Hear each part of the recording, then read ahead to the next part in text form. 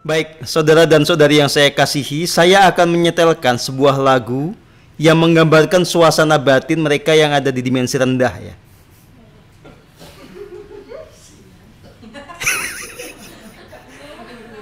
Kurang lebih kalau mereka bisa nyanyi, inilah nyanyiannya. Judulnya Pilu. Jangan sampai nanti Anda mati kayak begini ya.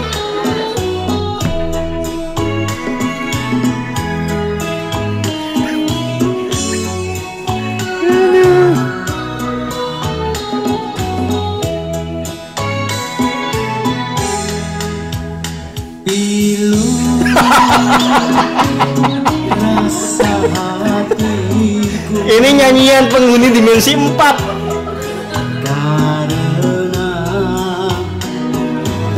kau pergi jauh. Jadi saya sarankan kalau mau nyanyi lagu ini sekarang aja, jangan nanti. Nanti lagunya harus yang sukacita. Aku mencari. Oh, duhai Kesuma, kini kau jauh di mata. Jadi buat yang punya luka batin, patah hati, segera selesaikan sekarang, jangan sampai nyanyi lagu ini nanti. Selama kita berpisah, tiada tempat mengadu. Merana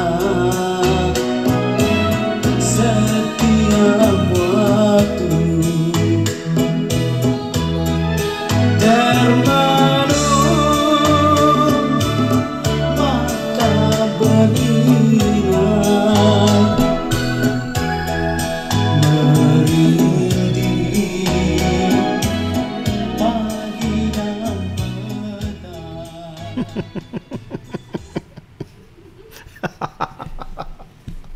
Aduh.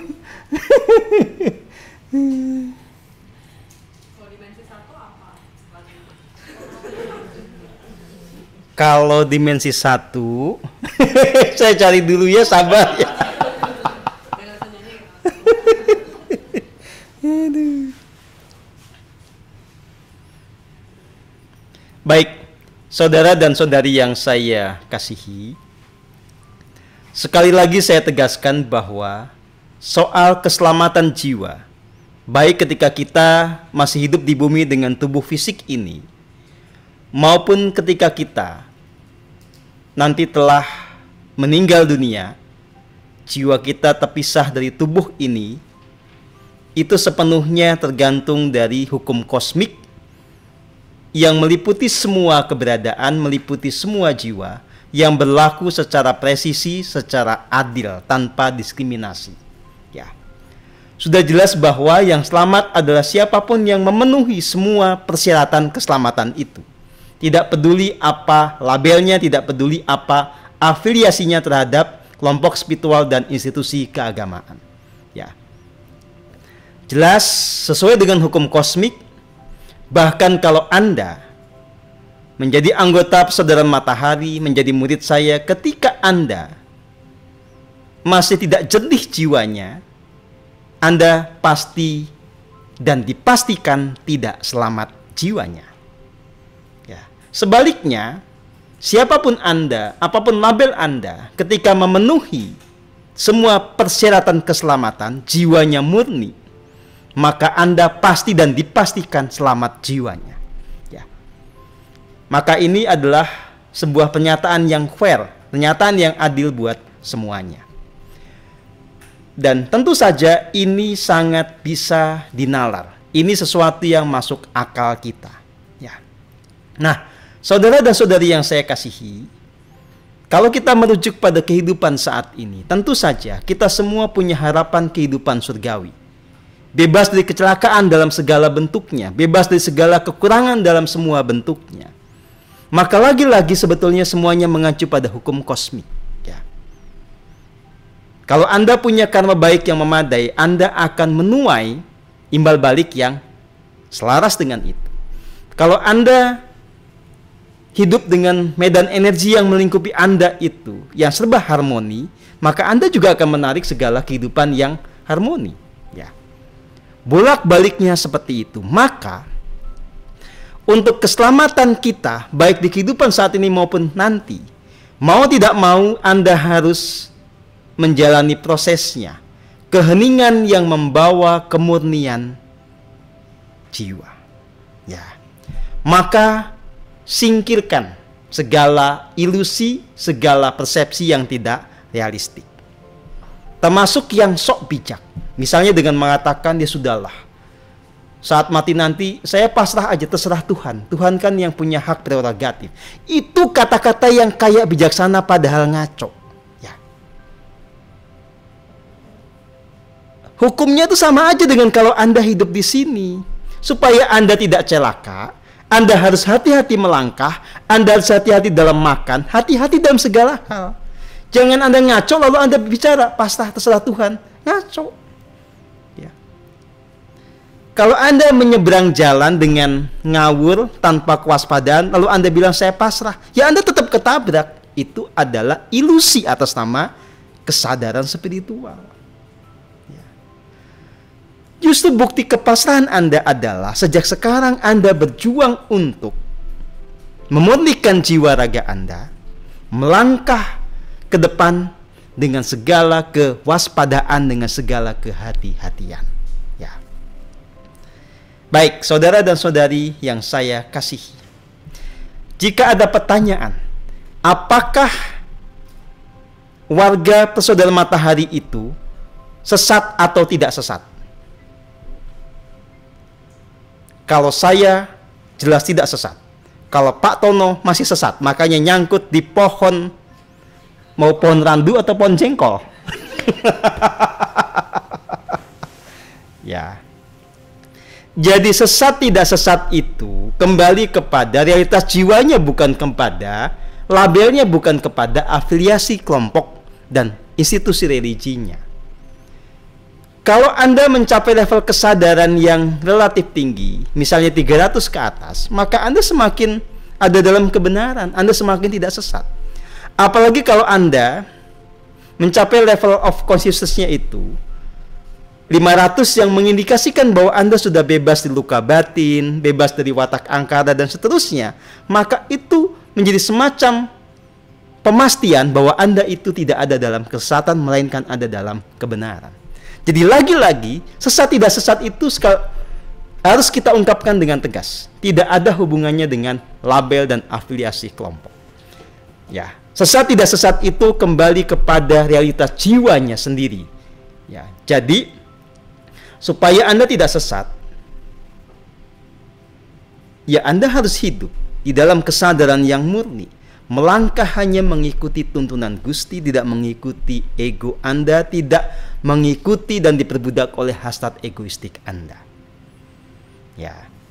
Maka saudara dan saudari yang saya kasihi, saya mengajak Anda untuk sungguh-sungguh menggunakan nalar yang sehat, nalar yang kritis, tidak terjebak ilusi,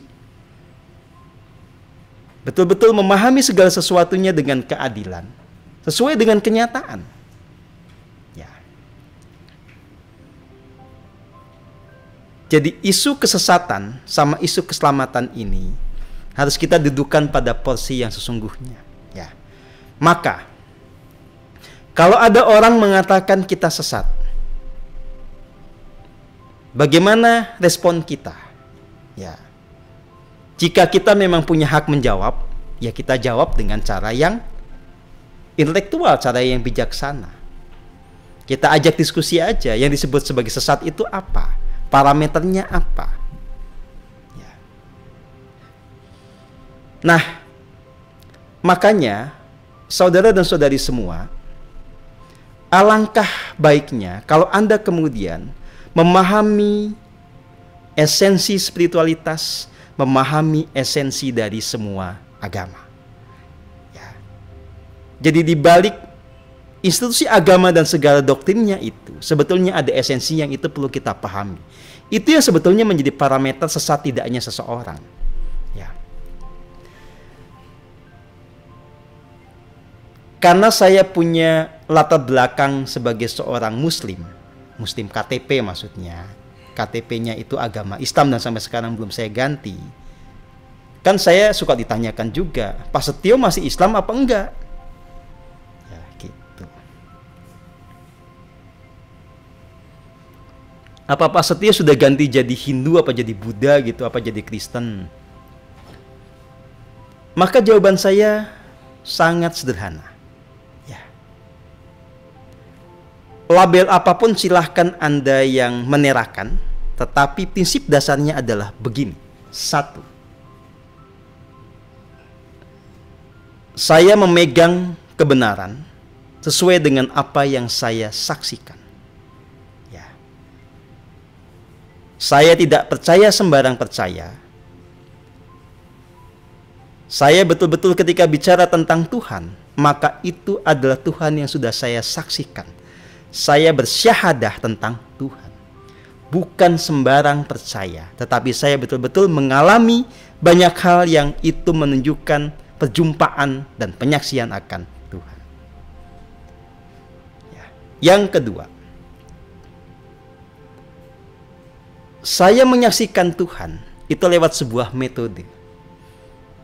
Metode yang kalau dalam bahasa Arab disebut sebagai zikir nafas. Dalam konsep tasawuf sering disebut sebagai sholat daim. Kapanpun dimanapun saya sungguh-sungguh meresapi setiap tarikan dan hembusan nafas. Sungguh-sungguh saya menyadari kasih murni ilahi yang dalam bahasa Arab disebut sebagai Ar-Rahman Ar-Rahim. Ya.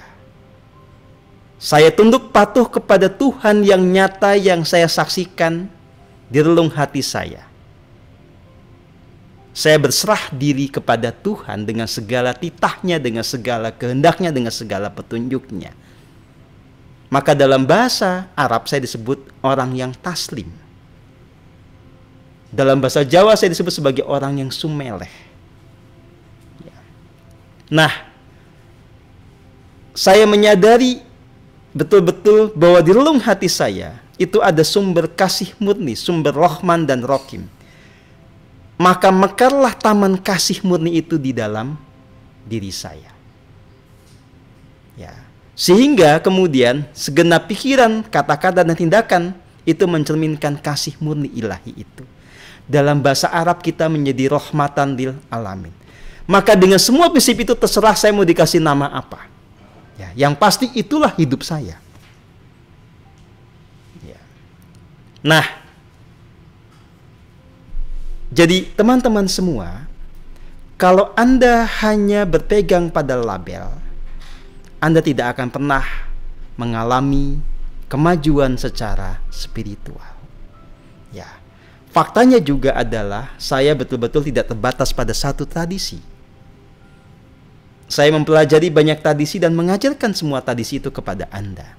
Saya belajar tentang Zarathustra, saya belajar tentang Druid, saya belajar tentang macam-macam. Dan pada akhirnya bisa ditemukan bahwa esensi itu selalu sama, selaras, sepadan. Ya.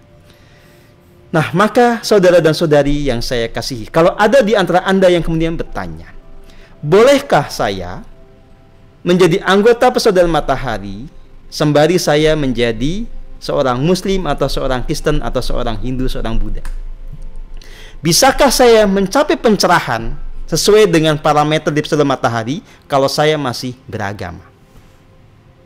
Maka saya jawab dengan lugas begini. Ya. Kita tidak pernah melarang. Ya. Silakan saja Anda mau kayak apa. Anda bergabung di Persaudaraan Matahari dan saya mengajari Anda dengan totalitas. Tidak peduli Anda Muslim, Anda ateis, Anda agnostik, sama saja perlakuannya. Tetapi kalau kita kemudian bicara tentang pencerahan, bicara tentang keselamatan, sudah pasti Siapapun juga, mau dia agnostik, mau dia ateis, mau dia muslim, mau dia apapun, kalau di otaknya banyak ilusi, tetap nggak akan selamat juga. Ya. Maka sekarang tinggal direnungkan, bisa tidak Anda betul-betul berafiliasi kepada sebuah kelompok, berafiliasi kepada sebuah institusi agama, tapi pada saat yang bersamaan tidak ada ilusi di kepala. Bisa nggak? Karena yang menjamin keselamatan itu keterbebasan dari segala ilusi atas nama apapun, termasuk atas nama spiritualitas, atas nama agama, atas nama tradisi, dan lain-lainnya. Ya. Maka kalau buat saya, penyebutan apa agama saya itu karena konteks ruang dan waktu kita ini. Kita hidup di Indonesia di mana itu dianggap penting. Itu bahkan tanda kutip diwajibkan. Ya, maka saya menggunakan itu. Karena tidak mungkin saya kolom KTP diisi spiritual, nggak mungkin. Ya. Atau disebut persaudaraan matahari kan nggak mungkin juga. Ya. Tapi kalau saya hidupnya di Swiss, saya hidupnya di negara-negara yang tidak mempersyaratkan mesti beragama secara formal, ya saya juga nggak akan gunakan itu buat apa. Ya. Oke. Nah, sekarang silahkan kembali pada Anda. Ya, jadi kalau dari pihak saya, dari pihak PM, kan nggak ada masalah Anda mau beragama apa. Ya, Anda beragama dan tidak juga tidak menjadi masalah. Yang penting adalah Anda konsisten terus hening untuk memurnikan jiwa dan raga. Dan soal keselamatan, soal pencerahan, parameternya sudah sangat jelas. Keterbebasan dari ilusi, keterbebasan dari dosa, dan seterusnya. Sebagaimana yang telah berkali-kali kita bahas dan jelaskan. Ya. Baik, kita cek apakah ada pertanyaan yang menarik. Yang nggak menarik nggak saya jawab. Waduh. Ini pertanyaannya serem ini. Bagaimana keselamatan bagi saudara kita yang LGBT? Ini habis nonton Coldplay ini pastinya.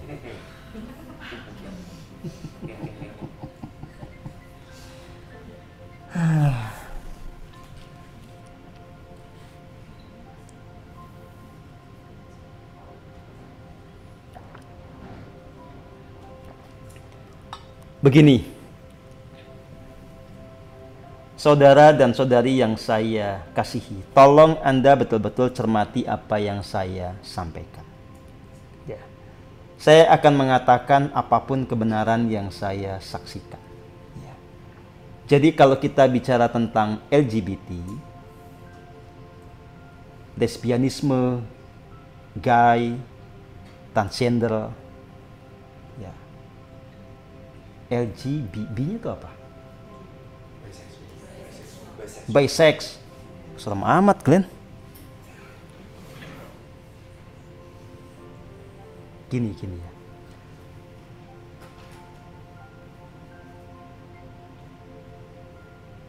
Sejauh yang saya bisa mengerti, yang saya saksikan, dan ini terkait dengan apa yang disebut sebagai perjalanan jiwa. Apa yang disebut sebagai pembelajaran yang selalu berubah-ubah bagi setiap jiwa. Ya. Maka bisa ditemukan orang-orang yang terlahir kembali dengan potensi besar menjadi lesbian atau menjadi gay. Punya potensi besar juga untuk kemudian melakukan proses perubahan jenis kelamin. Ya. Contohnya bagaimana Pak Setio? Contoh.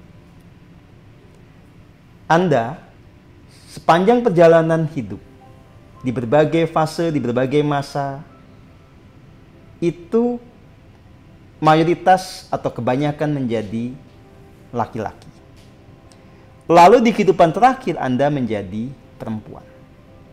Maka secara naturalnya karakter sebagai laki-laki itu akan sangat dominan pada diri Anda meskipun Anda jenis kelaminnya adalah perempuan. Dan itu kita bisa saksikan pada saat ini. Banyak teman-teman yang jenis kelaminnya perempuan, tetapi memang yang dominan di dalam tatanan energinya itu adalah energi yang maskulin. Tetapi yang seperti ini, meskipun potensial menjadi lesbian, karena dia pasti cenderung untuk mencintai perempuan, belum tentu juga menjadi lesbian. Ya.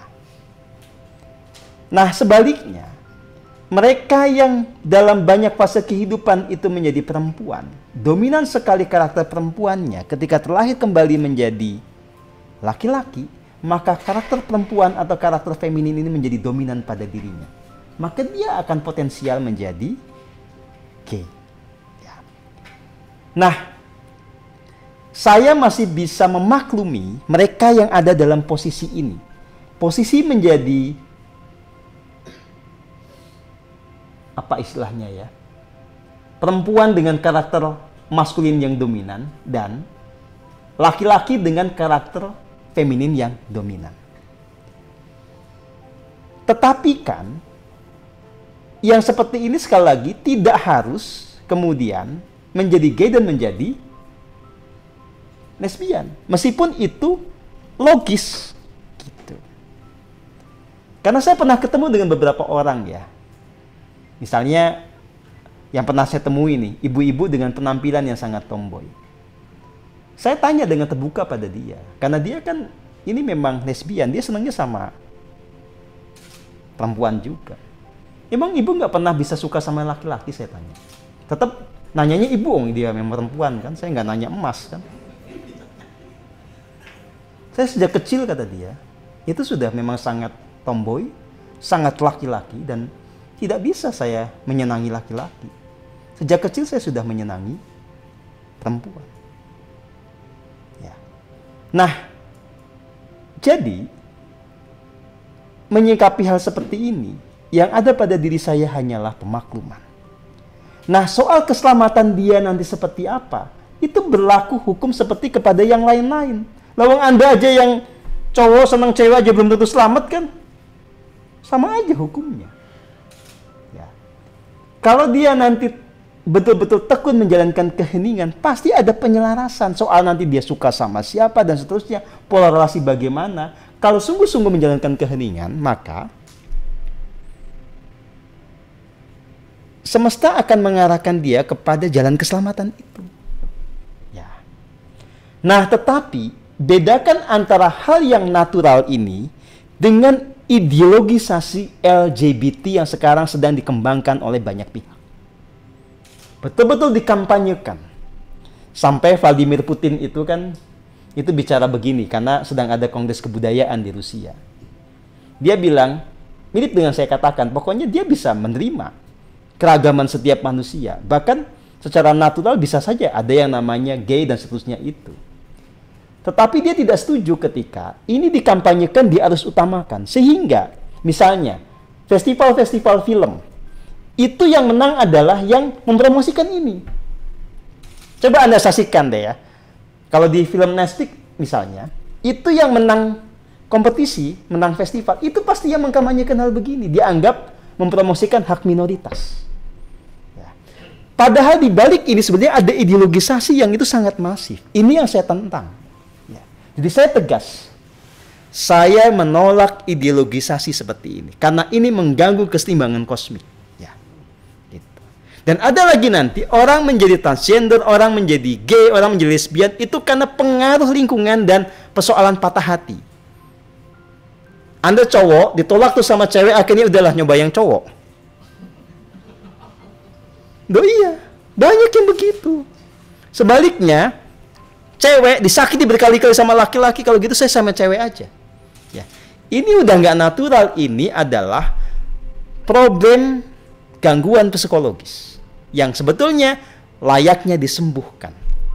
Ya, Anda dibereskan luka batinnya supaya bisa memilih sebuah tindakan atas dasar nalar yang jernih, akal sehat dan seterusnya. Ya. Jelas ya, sikap saya sangat jelas ya. Jadi saya tidak akan menghakimi secara serampangan, tapi saya juga tidak kemudian membenarkan secara serampangan juga. Ya. Oke. Makanya saya sama sekali nggak pengen lah nonton Coldplay itu ya. Fani panas dingin nih saya ngomong gini nih. Kamu bela-belain ya.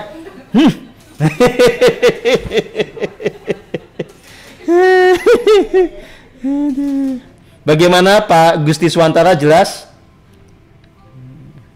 Ya.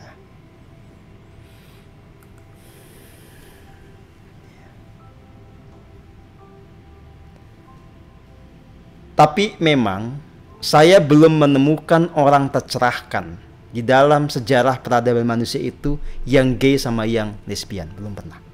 Ya. Saya belum menemukan para avatar itu yang gay atau lesbian. Oke? Jadi ini silahkan digaris bawahi. Ya. Baik, kita lanjut pertanyaan berikutnya. Apakah agama itu ilusi?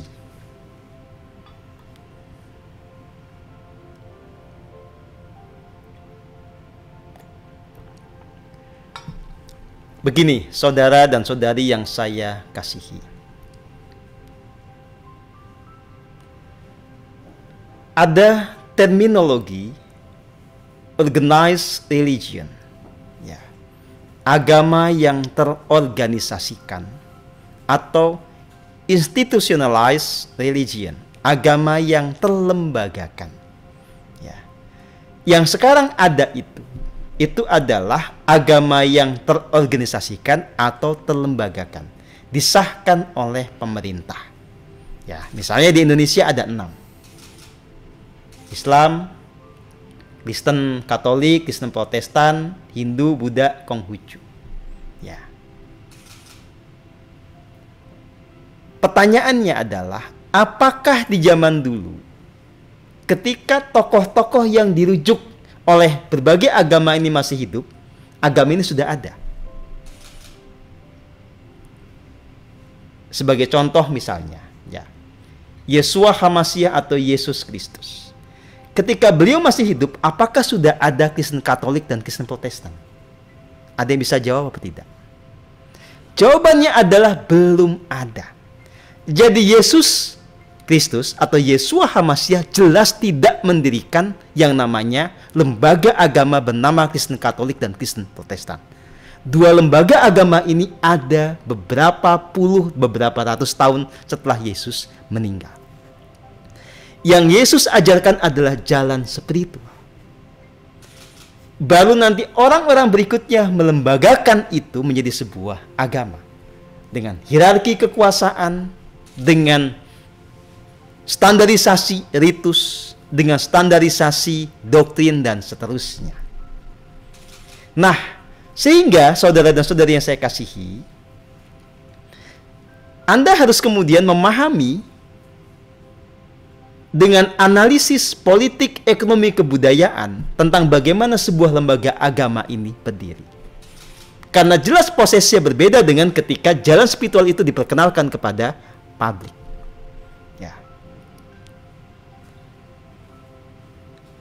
Analitis yang kritis itu jelas menegaskan bahwa setiap pendirian lembaga agama pasti di sana ada yang namanya kepentingan politik dan ekonomi.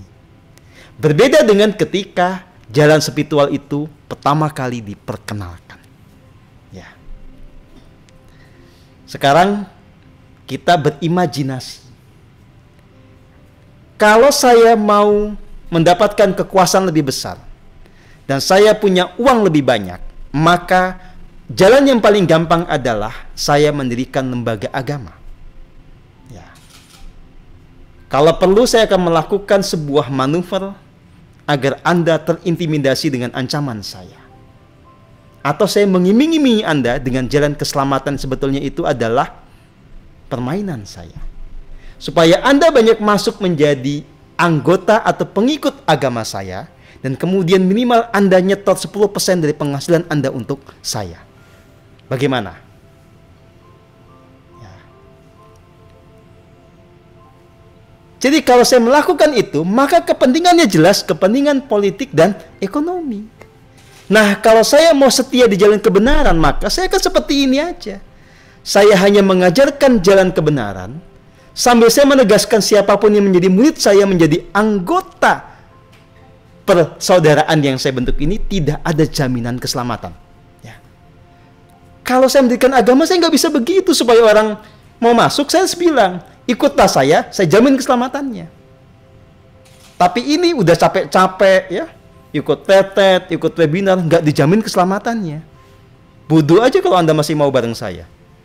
Atau malah pinter.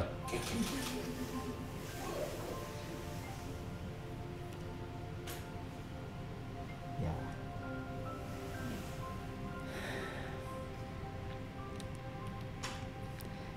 Gini, saya pernah ketemu dengan Puang Matoa Saidi, karena ada yang tanya soal Calabai. Ya. Puang Matoa Saidi itu pemimpin spiritual, pemimpin adat di Bugis. Ya. Saya bertemu beliau tahun 2011, ketika saya belum tercerahkan, ketika saya masih dalam proses pencarian. Saya ketemu di rumah dinas beliau, rumah adat, ya, di kawasan Pangkep, beberapa puluh kilometer dari Makassar. Ketika saya menyaksikan beliau, Puang Matoa Saidi ketika beliau masih hidup itu, ya, itu memang saya bisa menangkap beliau ini adalah laki-laki yang sangat feminin. Jadi beliau punya jenggot, rambut agak gondrong, ya, kulit terang gitu, sebagai apa namanya, topi khas Bugis gitu ya. Dengan cara bicara yang sangat lembut, sangat santun. Ya. Dan beliau kemudian bercerita bagaimana seseorang itu menjadi bisu. Bisu itu pemimpin spiritual Bugis tadi. Beliau menceritakan salah satu prosesnya adalah orang-orang, ya, laki-laki yang sangat dominan elemen femininnya itu di-training dengan sangat ketat. Ya. Nah, mereka ini kan disebutnya Calabai. Di-training sangat ketat, salah satunya dipendem 7 hari 7 malam. Sehingga elemen-elemen feminin yang terlalu destruktif, yang membuat mereka bisa melambai-lambai itu hilang. Sehingga mereka bertransformasi menjadi orang yang bisa mengendalikan hasrat-hasrat seksualnya. Kemudian ditampil sebagai lelaki yang memang feminin, lembut gitu. Ya. Ya, itu tradisi di sana gitu. Nah, saya nggak akan ngomong setelah menjalani proses itu apakah orang kemudian tercerahkan apa tidak gitu ya, nanti jiwanya kayak apa, itu di luar pembahasan saya saat ini. Ya, meskipun Anda pasti penasaran. Kan Puang Matoa Saidi ini kan sudah meninggal, ya. Pasti Anda penasaran, nasibnya sekarang bagaimana? Tidak akan saya jawab, rahasia. Ya. Kita cukup mengetahui prinsip dasar mereka seperti apa dan menghargai bagaimana tradisi mereka. Ya. Baik, sekarang kita bicara bagaimana cara bersikap di dalam keseharian di lingkungan masyarakat kita. Kita sudah mengerti esensi spiritualitas, mengerti esensi agama, mengerti esensi lembaga agama. Di satu sisi ada aturan-aturan main yang harus kita kemudian ikuti. Di sisi lain kita punya hasrat untuk menjadi manusia yang merdeka. Contoh yang paling sederhana, ya, ini dihadapi oleh teman-teman yang Muslim.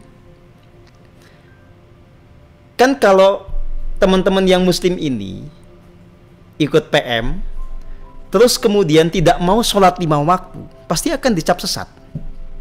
Ya, pasti akan dianggap sebagai orang-orang yang telah mulai murtad. Bagaimana dong mengatasi tantangan seperti ini? Ya.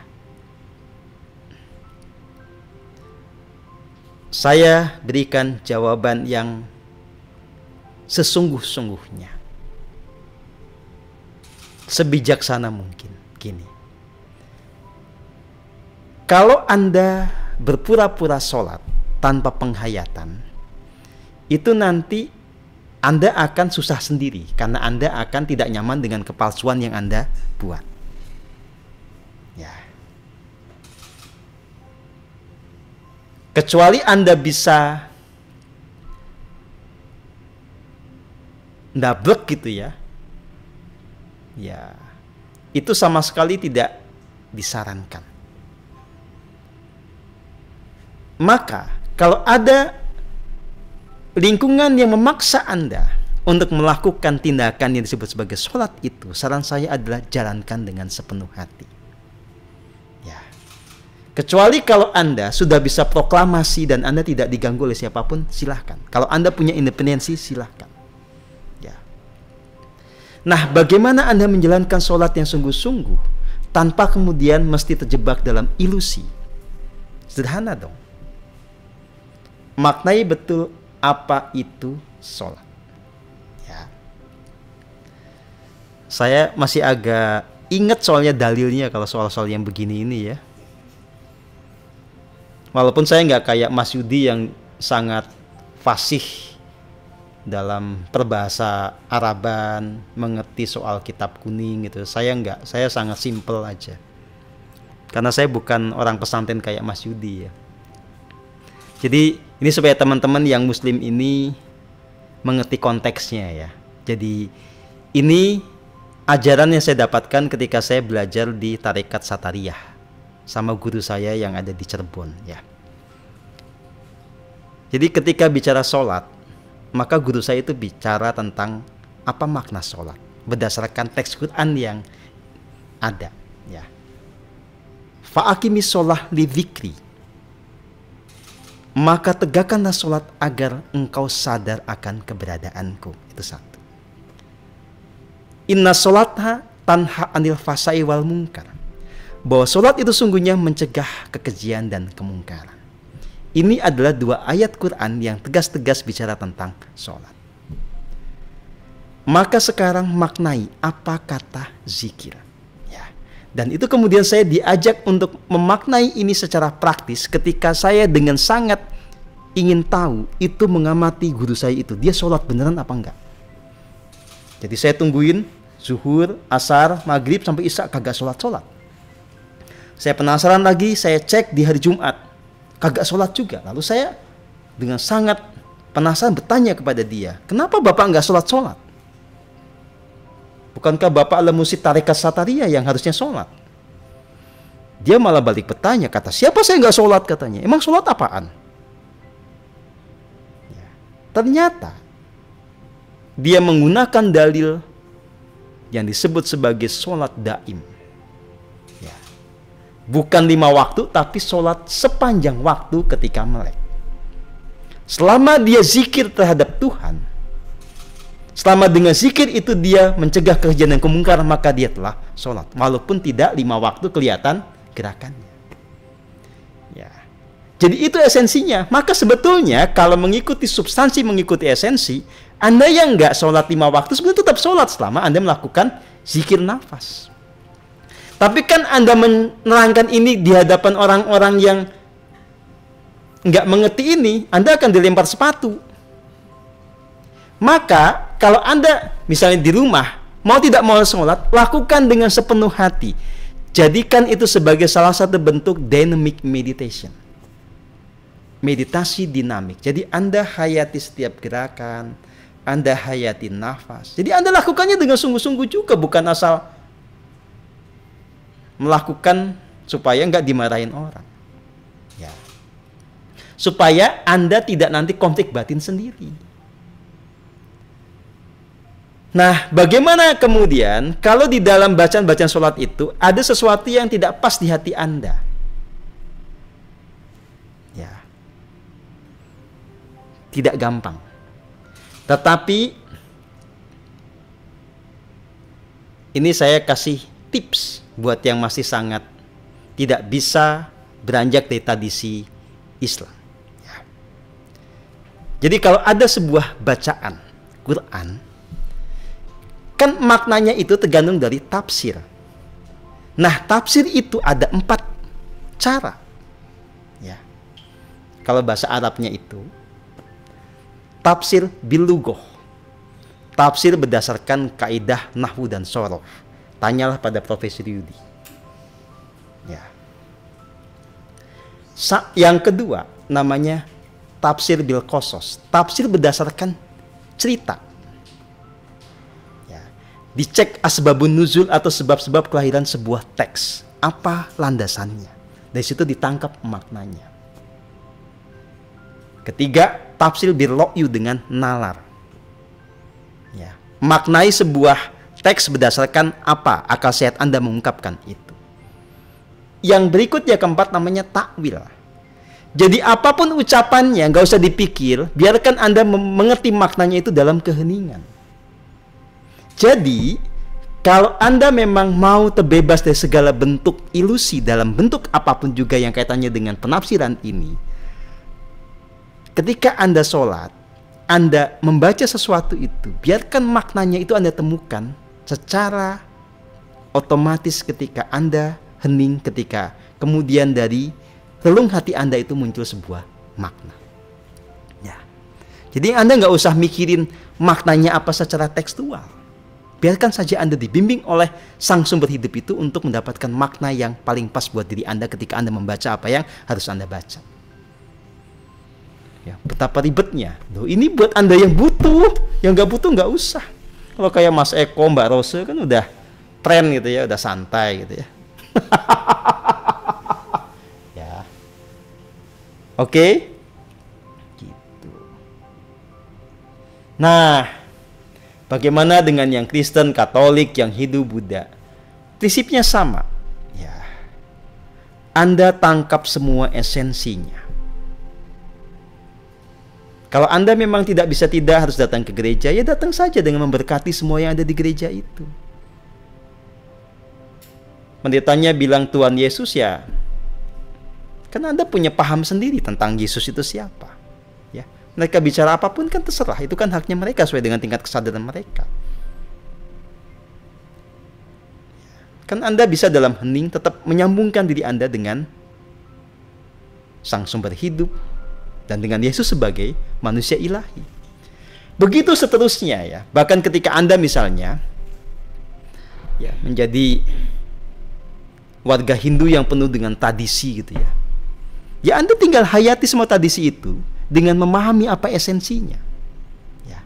Misalnya Anda harus masang canang, ikut upacara ini, ikut upacara itu. Setelah memang itu tidak bisa dihindari, ya ikuti saja dengan penuh kesadaran. Ikuti dengan menghayati apa esensinya. Ya, begitu. Inilah memang rumitnya kita belajar spiritual di negara yang sangat religius. Negara yang sangat religius dan sangat banyak korupsinya. Duh, ini temuannya Mas Yudi. Jadi bicara tentang indeks korupsi dan indeks fanatisme agama. Ya. Jadi kita itu termasuk yang sangat fanatis pada agama, termasuk paling tinggi korupsinya.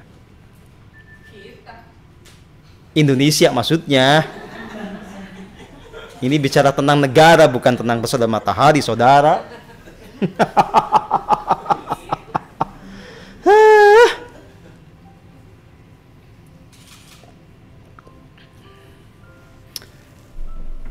Ya.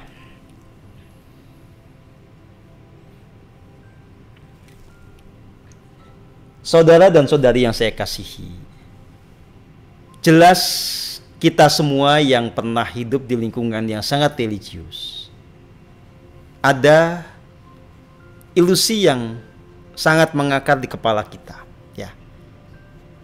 Kecuali yang sejak kecil sudah memberontak kayak Mbak Ai, itu kan lebih enteng lah beban ilusinya, ya. Gitu. Nah, bagaimana cara melebur segala ilusi itu? Tidak ada cara lain kecuali satu. Anda tekun saja untuk menjalankan keheningan. Lama-lama Anda akan kemudian menyenangkan ilusi itu satu persatu. Kedua, kembangkan sikap untuk tidak percaya sembarang percaya. Terbuka untuk mengevaluasi kembali apapun yang telah Anda percayai. Ya. Jadi teman-teman, saudara dan saudari, Anda luangkan waktu. Catat saja, tulis di buku atau dimanapun apa yang selama ini Anda percayai. Ya. Misalnya ada 5 isu yang selama ini menjadi doktrin yang Anda pegang teguh. Anda pertanyakan, Bagaimana saya tahu kalau ini benar? Apa bukti yang saya temukan? Ya. Nah, kalau Anda dengan kejujuran kemudian tidak mendapatkan pembuktian, Anda dengan tegas mengatakan, oh ternyata saya sebetulnya nggak punya pembuktian, berarti saya harus netral. Atau tidak menjadikan ini sebagai kepercayaan yang pasti benar. Nah, dengan sikap itu nanti, Anda akan terbiasa untuk mengerti bahwa kebenaran itu adalah segala hal yang telah Anda saksikan, Anda buktikan lewat pengalaman yang otentik. Bukan sembarang percaya berdasarkan cerita orang lain. Ya. Itu cara Anda betul-betul membuat diri Anda bebas dari ilusi secara bertahap. Ya, gitu. Oke.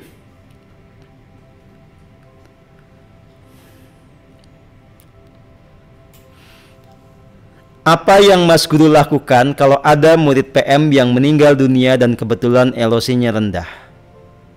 Saya akan lakukan apapun yang dituntunkan oleh Gusti yang bersemayam di relung hati saya. Kalau saya harus memberkati, saya berkati. Saya diam saja, tergantung. Makanya Anda jangan mengandalkan pemberkatan dari saya. Siapa tahu Anda mati, masuk dimensi 1 dan saya nggak belum berkati, itu semua apa coba?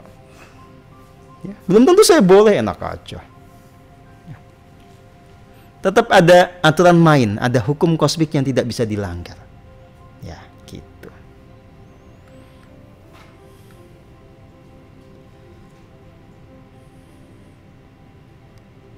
Orang yang meninggal itu berarti jiwanya yang dibungkus tubuh halus itu sudah berpindah dimensi.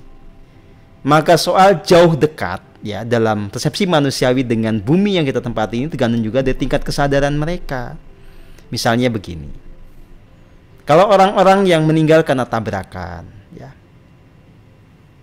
itu memang jiwanya itu nggak jauh-jauh dari lokasi dia tabrakan, karena dia masih gentayangan istilahnya. Ya, dimensinya itu bisa merapat mendekat dengan dimensi fisikal yang sekarang kita tempati ini. Tapi kalau orang itu sudah naik ke dimensi 6, apalagi naik ke alam cahaya, ya kita bisa mengatakan sebetulnya jauh. Tapi kan di dalam dunia kayak begitu, jauh dekat itu ya menjadi sangat relatif, ya. Gitu. Oke.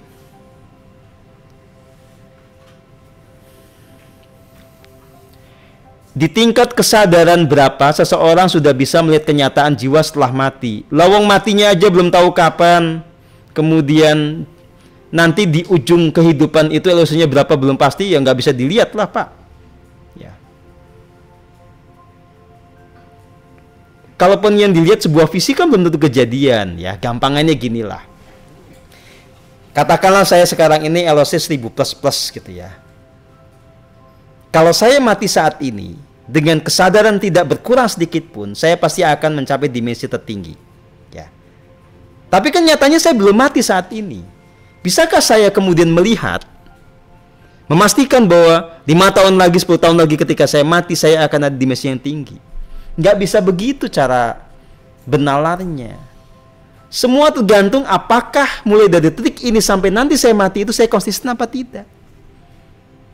Kalau besok saya tidak hening, besok saya kebelat nonton Coldplay padahal nggak boleh sama Gusti, ya nggak bisa saya mempertahankan kesadaran saya. Gimana? Ya. Pentungan untuk Fani baru 2 kali, belum 5 kali. Aduh.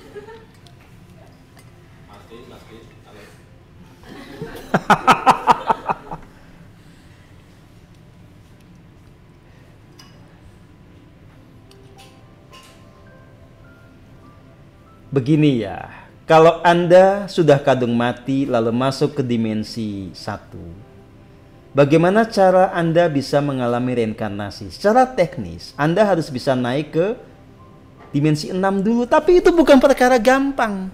Ya. Ini saya kasih pengalaman nyata yang melibatkan tidak hanya diri saya, tapi melibatkan Mbak Ai, ada saksinya Mbak Rusu. Ya, waktu kita sama-sama ke Roma. Ya. Dulu kita datang ke sana karena memang ada undangan untuk menari di Vatikan. Nah, di waktu kosong, oh ada Mbak Retno juga, ya. Kita sama-sama pergi ke satu gereja namanya Basilika San Paolo.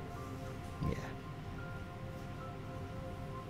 Dan kalau gereja di sana kan orang masuk nggak ditanya Anda agamanya apa kan, pokoknya masuk aja. Jadi kami semua masuk dan meditasi di sana. Nah, dalam meditasi itu saya nggak nangis, tapi ada orang yang menangis bernama Mbak Ai Pieta. Nangis terguguk-guguk lah sambil meditasi itu. Ternyata tangisannya Mbak itu bukan tangisan dirinya, dia mewakili tangisan jiwa yang telah terpenjara di dimensi bawah selama 2000 tahun karena melakukan kesalahan yang fatal. Ya, kesalahan kepada Yeshua HaMashiach. Dan minta diampuni, minta diberkati supaya bisa keluar dari penderitaan.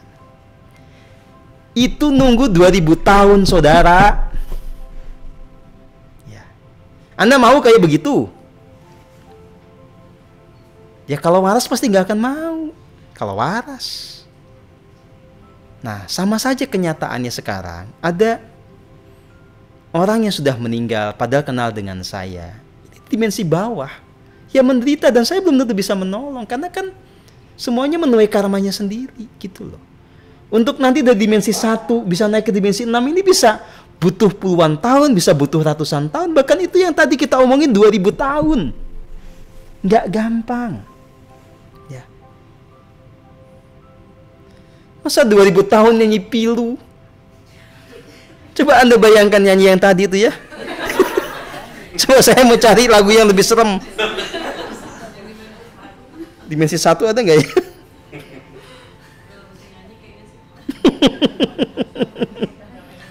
Aduh.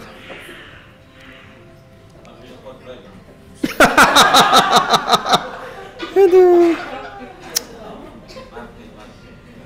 Nih kayak ini nih.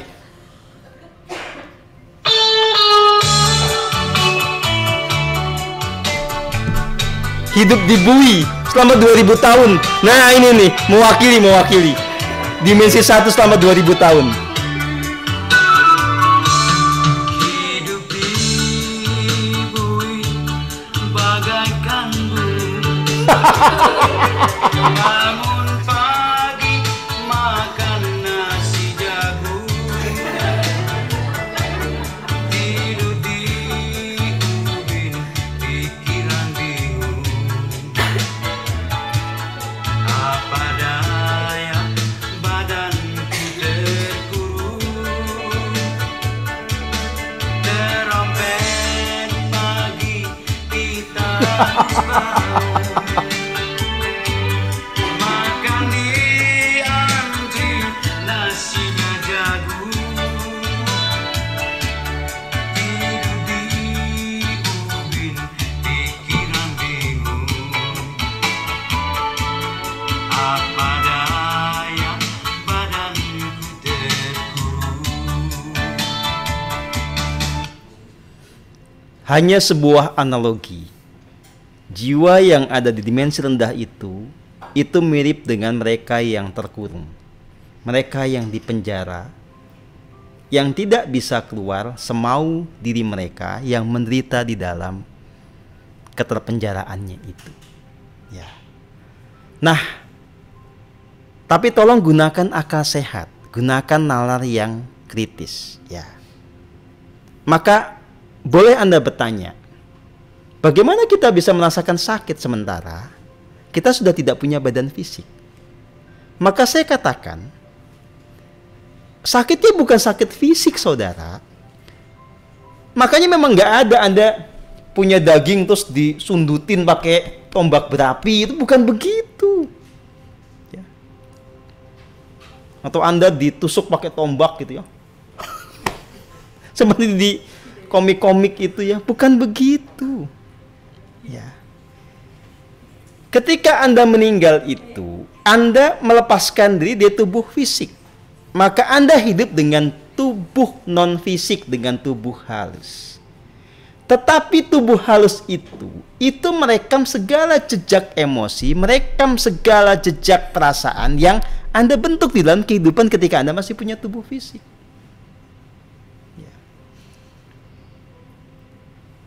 Maka sebagai jiwa, dia tetap merasakan antara bahagia sama menderita. tergantung dari kesadarannya seperti apa. Ya.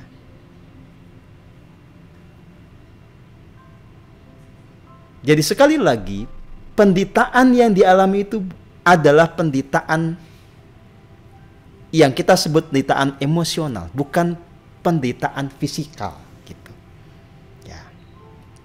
Sama saja kalau Anda masuk surga, masuk ke dimensi atas, itu bukan Anda mengalami kesukacitaan fisikal, makan sate, makan anggur, bercinta. Anda tuh nggak punya mulut, nggak punya alat kelamin, nggak bisa begituan. Kalau mau sekarang aja, mumpung punya. Tapi dengan risiko yang Anda tanggung sendiri. Ya, gitu loh.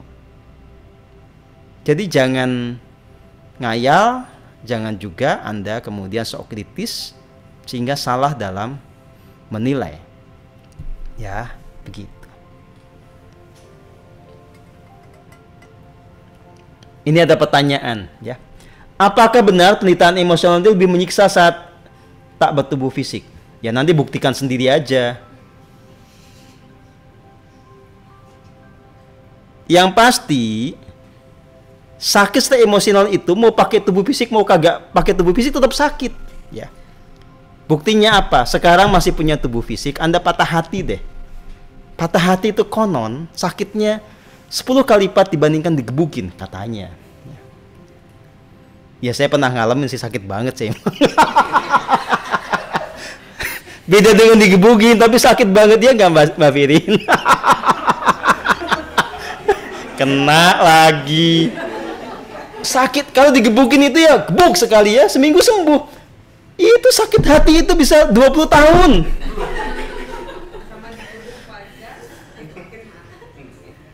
Digebuk pajan itu sebetulnya nggak terlalu sakit, tapi terhinanya itu. Tapi kan karena itu sudah jadi kenangan masalah dan saya sudah tercerahkan, tidak ada lagi rasa sakit, yang ada rasa lucu. Ya. Kalau diulang? Saya sudah lulus ya Pak.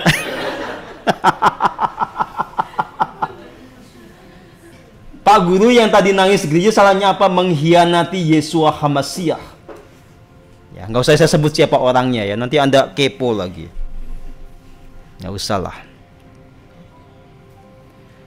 Saudara dan saudari, ini ada yang tanya doktrin spiritual. Sebetulnya spiritualitas itu nggak punya doktrin. Semua harus dibuktikan, bukan sekedar kata-kata kita apalin, nggak bisa begitu.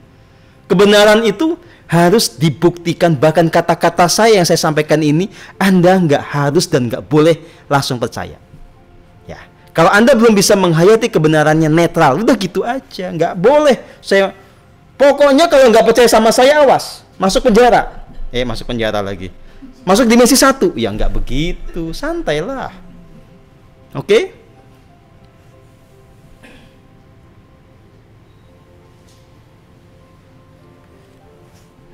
Ada pertanyaan. Pernahkah metode dan temuan Mas Guru divalidasi dari orang yang bukan dari hasil pembelajar PM? Masalahnya saya ketemunya dengan orang yang mengatakan jiwa nggak ada, tapi dia jualan jiwa. Saya ketemu juga yang gitu-gitu, terus mau validasi kayak apa?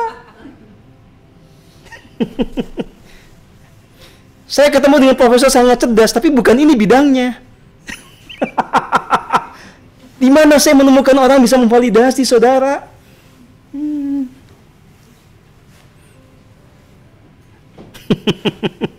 Ya, jadi saya harus mengatakan apa adanya. Ya, bahwa saya belum menemukan orang di luar PM yang tidak belajar dengan metodologi PM yang itu bisa validasi apa yang saya katakan. Tapi kalau yang punya pengalaman mirip-mirip banyak sebetulnya, meskipun tidak utuh samanya, ya, gitu. Jadi tidak semua orang di luar PM itu mengatakan saya sesat, banyak kok yang menyayangi saya, mengatakan bahwa ini sudah ada di jalan kebenaran walaupun dia tidak masuk anggota PM. Tapi kan bukan dalam konteks memvalidasi secara detail satu persatu apa yang saya sampaikan. Ya. Saya kasih jawaban untuk pertanyaan terakhir yang paling keren.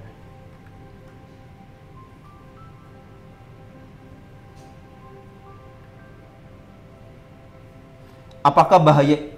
Ini nggak keren sih, tapi gemes saya.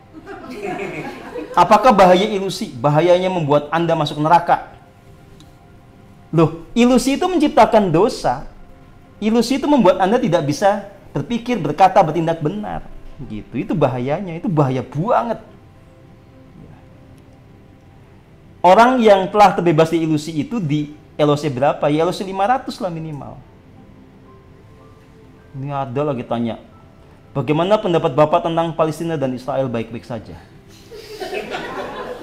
Loh, ya mereka sudah lagi berantem, udah biarin, gak usah dipikirin. Supaya Anda bisa ngapain aja. Ya, kita doa lah kalau bisa. Mana sih yang pertanyaan keren ini, Ibu Ai? 9? Iya, iya. 9, oh 9, 18, 9. Oh, oke. Baik.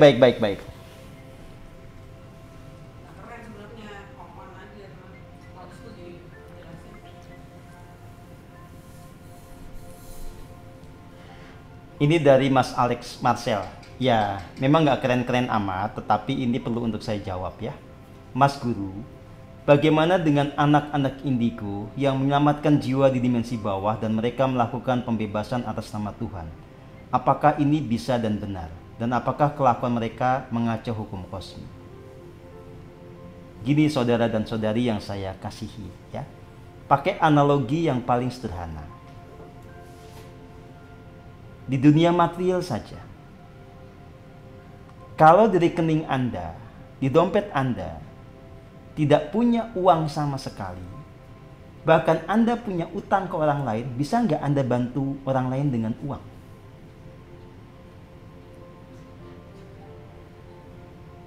Ya, pertanyaan jelas ya. Kalau di rekening Anda tidak ada uang, di dompet tidak ada uang, bahkan Anda punya utang banyak, bisa nggak Anda bantu orang lain dengan uang Anda? Nggak bisa. Nah, kecuali Anda punya utang di bank 100 juta, tapi Anda masih megang di rekening atau di dompet 2 juta. Ya, Anda bisa membagi kepada orang lain berdasarkan uang yang ada pada diri Anda. Ya, analoginya jelas kayak begitu. Kalau si anak indigo itu saja tidak punya karma baik, saya mau bertanya kepada Anda, bagaimana dia bisa menolong orang yang kekurangan karma baik? Kalau anak itu saja tidak selamat jiwanya, bagaimana dia bisa menyelamatkan orang? Nggak bisa. Ya. Jadi, yang bisa menyelamatkan jiwa-jiwa yang memang harus diselamatkan hanyalah orang yang telah selamat jiwanya. Berarti orang yang telah murni jiwanya, orang yang telah tercerahkan. Tidak peduli dia anak indigo atau bukan. Gitu loh. Ya. Ini logika yang sederhana. Oke.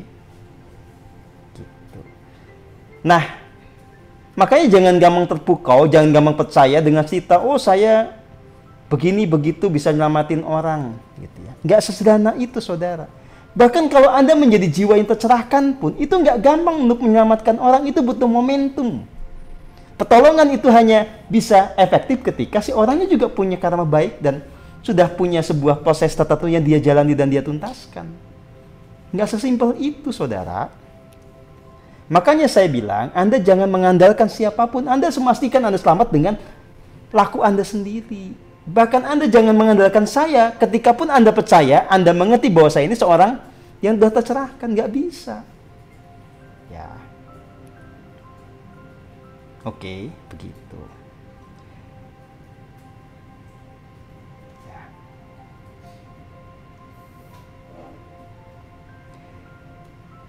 Ini terlalu banyak pertanyaan ya, anak-anak ini ya. Ya, 5 menit lagi ya saya jawab lah ya. Apakah kesalahan fatal yang tidak atau sulit termaafkan di dalam jalan spiritual? Gini loh. Pada dasarnya semua kesalahan apapun itu masih bisa dimaafkan kalau Anda mau meminta maaf atau meminta pengampunan sebelum Anda mati. Ya. Saat yang sama tidak ada dosa yang remeh-temeh. Anda berilusi, Anda sudah dosa. Anda mengkhianati suara Gusti di relung hati Anda sudah dosa. Kalau Anda tidak segera minta pengampunan, Anda akan menuai akibatnya. Ya. Ini gebukan ketiga buat Fanny. Sesederhana pengen nonton Coldplay, rasa sejatinya bilang jangan ngotot. Itu sudah dosa besar, saudara dan saudari.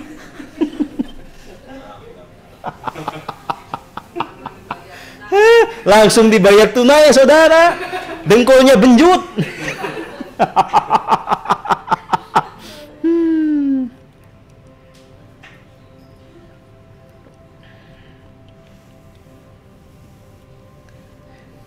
ODGJ ya.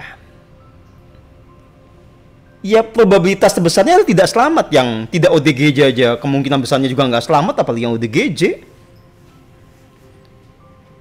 Karena dia bertanggung jawab tetap terhadap segala tindakannya. Nggak bisa gara-gara dia ODGJ kemudian tidak bertanggung jawab dan tidak menuai karma buruk, nggak bisa. Ya. Oke. Ini Rizka Maharani ini malah berantem sama yang lain. Gimana sih Anda tuh ikut webinar malah berantem sendiri? Ngopi-ngopi sana. Ada-ada aja ya.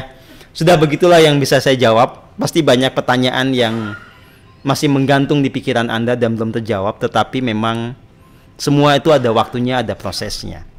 Ya. Kita puas-puaskan diskusi ketika diretet nanti tanggal 24 sampai tanggal 26 ya. Pertanyaannya tidak akan sunyi kayak begini, tidak usah ngetik nanti, langsung ngomong. Ya. Kita lihat apakah nanti Anda berani ngomong apa tidak. Karena biasanya kalau udah ketemu saya bukannya ngomong malah.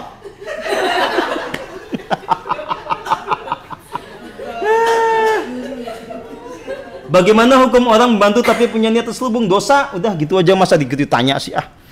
Aduh. Pak Warsono jangan nanya yang enggak-enggak ah. Nanyanya sensitif. Ya udah ya, gitu aja ya.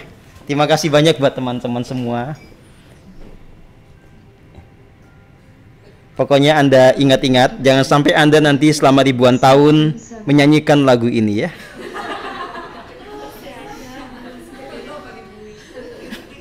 Pokoknya jangan sampai ya.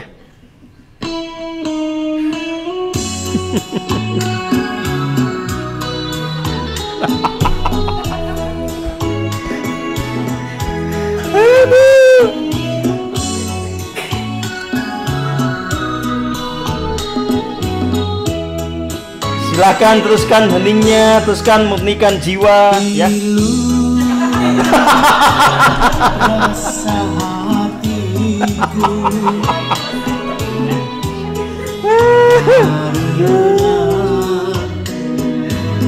kau pergi jauh, rindu aku setiap hari.